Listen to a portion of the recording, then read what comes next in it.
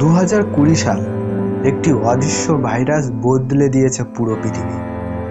Corona virus শুধু মানুষের জীবন কেড়ে নেয়নি, এটা রেখে গেছে দীর্ঘস্থায়ী ক্ষত।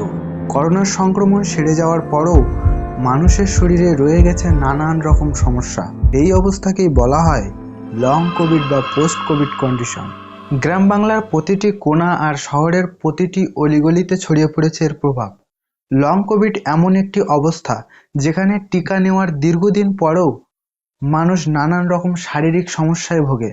সাধারণ কাজ করলেও শরীর ভেঙে পড়ে, এমনকি বিশ্রাম নিয়েও ক্লান্তি কাটে না।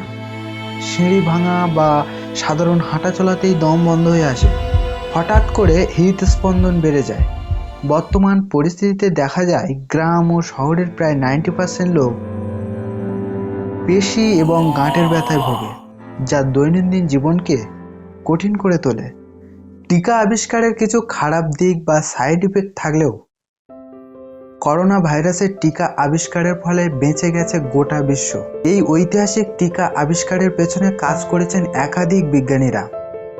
তাদের মধ্যে নিযুক্ত ছিলেন ক্যাথালিন কারিকো ও ব্রু ওয়েসম্যান।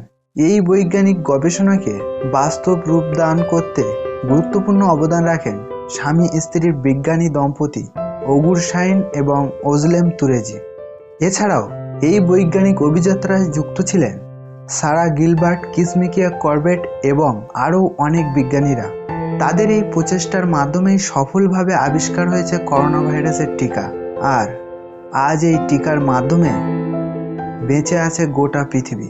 কমেন্টে জানাতে ভুলো না, করোনা ভাইরাসের টিকা আবিষ্কারের মাধ্যমে আমাদের লাভ হলো নাকি ক্ষতি হলো।